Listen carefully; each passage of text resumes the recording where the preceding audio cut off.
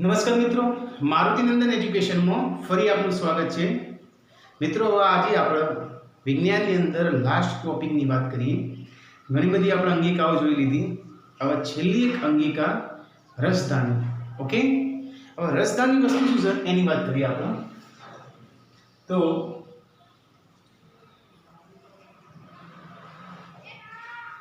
કોઈ પણ કોષ હોય, ખાસ કરીને પ્રાણી કોષ નહીં પણ વનસ્પતિ કોષ, कोई पण कोष होय, मानो कि आ प्राणी कोष, ओके, અને આ વનસ્પતિ કોષ। તો એના સેન્ટરની અંદર કોષ કેન્દ્ર, ઓકે, આજુબાજુનો કોષ રસ એ પણ આપણે જાણીએ છીએ। ઓકે, હવે તો એ પણ વસ્તુ જાણીએ છીએ કે એની અંદર જુદી જુદી અંગિકાઓ પણ આવે, વિભાજિત કણ, લાઇસોસોમ, ઓકે।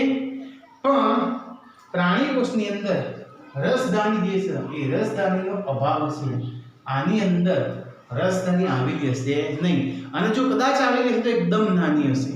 કદાચ માનો કે આવેલી હશે તેની સાઈઝ એકદમ નાની હશે। ઓકે, પણ ખાસ કરી વનસ્પતિ કોષની અંદર જે રસધાની આવેલી હોય એ રસધાની 50 થી 90% જેટલો ભાગ રૂપો। ઓકે, આ કોષ કેન્દ્ર પણ સાઈડમાં જતું રહે, યાદ રાખજો। એટલે રસધાની વસ્તુ શું છે? तो रसधानी ए वनस्पतिनी अंदर प्रवाही अथवा घन स्वरूपे द्रव्यनो संग्रह करती एक जातनी कोथળી છે। યાદ રાખજો, રસધાની વસ્તુ શું છે?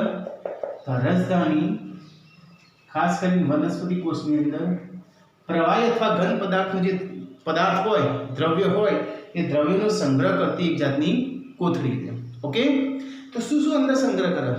તો એની અંદર પ્રવાહી સ્વરૂપે એમિનો એસિડ હોય, કાર્બનિકના અણુઓ હોય, प्रोटीन होय, ओके, लिपिड्स होय, आवा प्रकारना जे द्रव्यो छे ए द्रव्योने शुं करशे? संग्रह करशे। बरोबर। साथे साथे आ रसधानी ए वनस्पति कोषना आसुनता अने बरड़ता बक्षे। याद राखजो, आ रसधानीनुं कार्य छे। रसधानी वनस्पति कोषने शुं करशे? आसुनता अने बरड़ता आपशे। बरोबर, आसुनता अने बरड़ता आपशे। ओके, तो प्राणी कोषनी अंदर बात करिए तो प्राणी कोषनी अंदर होय के ना होय? तो 99% किस्सानी अंदर प्राणी कोषनी अंदर आवी रसधानी होय नहीं, आ प्रकारनी अंगिका हशे नहीं। पण अमीबा जेवा प्राणी हशे, एक कोषीय प्राणी, ध्यान राखજો, अमीबानो आकार कोई फिक्स होय नहीं। तो अमीबा जेवा प्राणी हशे, ए अमीबा जेवा प्राणीनी अंदर आवी रसधानी तमने जोवा मळशे जे खोराकनो संग्रह करशे।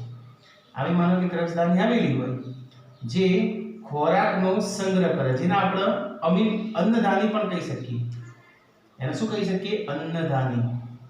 અને અમીબા જેવા જ બીજા પ્રજીવો હોય, માનો કે પેરામીશિયમ હોય, ઓકે, પેરામીશિયમ, અમીબા, યાદ રાખજો એમસીક્યુ, અમીબા, પેરામીશિયમ જેવા પ્રજીવો, આને પ્રજીવ કહેવાય। એવા પ્રજીવોની અંદર આવી જે રસધાની આવેલી હોય એને સ્પેશિયલ નામ આપેલું છે આકુંચક રસધાની।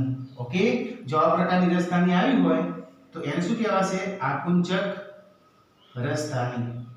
ખ્યાલ આવ્યો? તો આ રસધાનીની અંદર રહેલો જે પણ મર્મ હતો એ મર્મ આપણે સમજાવ્યો કે વનસ્પતિ કોષની અંદર રસધાની 50 થી 90% જેટલો ભાગ રોકી શકે। ઓકે, प्राणी कोषनी अंदर तो लगभग जोवा मळती ज नथी। जो कदाच जोवा मळे तो आ प्रकारनी रसधानी होय। प्राथमिक प्रकारना जे प्राणी छे, एक कोषी प्राणी, एनी अंदर आकुंचक प्रकारनी रसधानी तमने जोवा मळे। ओके, रसधानी ए शुं करे? तो घन अथवा प्रवाही पदार्थनो संग्रह करती एक जातनी कोथળી छे। कया कया द्रव्योनो संग्रह करी शके? तो प्रोटीन्स, लिपिड्स, चरबी, ओके, कार्बनिक अणुओ, एमिनो एसिड्स, आवा बधा प्रकारना घटकोनो शुं करी शकाय? संग्रह करी शकाय। ओके, तो अहींया तमारा चेप्टर खत्म थाय छे, पण तमारे जे 3 के 4 नाना नाना जे प्रश्नो आपेला छे ए प्रश्न पण आपणे चलावी दीए। ओके, पहेलो प्रश्न आपेलो तमारे के तमे अभ्यास करेली बे अंगिकाना नाम आपो के जेमने पोतानुं जनिनिक डीएनए होय, એટલે કે જનિનિક દ્રવ્ય ધરાવતા હોય। तो આપણે અત્યારથી જે અંગિકા ભણ્યા એમાંથી કોઈ પણ બે અંગિકાને નામ આપો જેને પર્સનલ ડીએનએ અને જનીન હોય। યાદ રાખજો, આવી મેં વાત કરી હતી रिबोसोम। ओके, एक अंगिका कई? कणाभसूत्र, और बीजी अंगिका हरितकण। आ बंने पर्सनल डीएनए જનીનિક દ્રવ્ય ધરાવશે. ઓકે, બીજા નંબરનો પ્રશ્ન આપેલો છે તમારે કે જો આ બધું ચાલી ગયું છે ને એમાંથી પ્રશ્ન કે જો કેટલાક ભૌતિક કે રાસાયણિક કારણોસર કોષની અંદર જે આયોજન છે એ નાશ પામે તો શું થાય?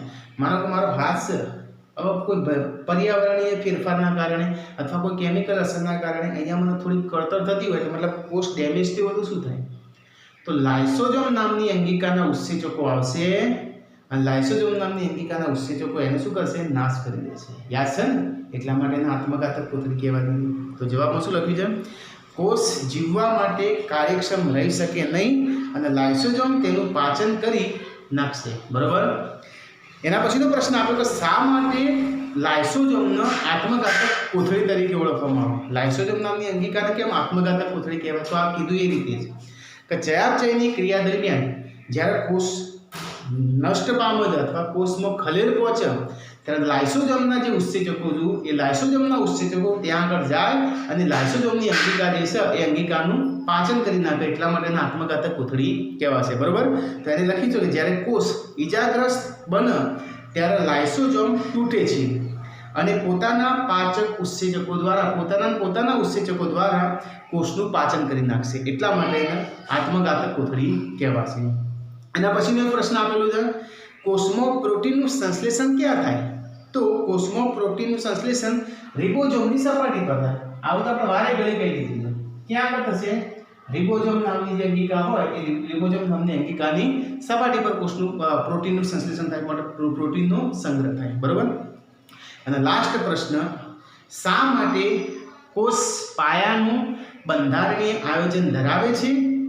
તે કોષોની સામે મદદરૂપ થાય છે.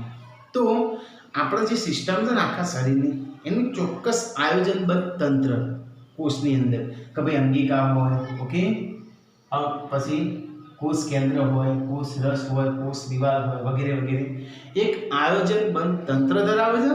અને આ અંગિકાઓની બધી જે છે ને એ જે પણ કાર્ય હોય, આપણું શ્વસનનું હોય, પાચનનું હોય, મળોત્સર્જનનું હોય, આ બધા જ કાર્યો એ કરે છે. એટલા માટે એને શું કહેવાય? રચનાત્મક એકમ પણ કહેવાય. યાદ છે? મેં તમને પહેલા વાત કરી હતી. કોષને શું કહેવાય છે?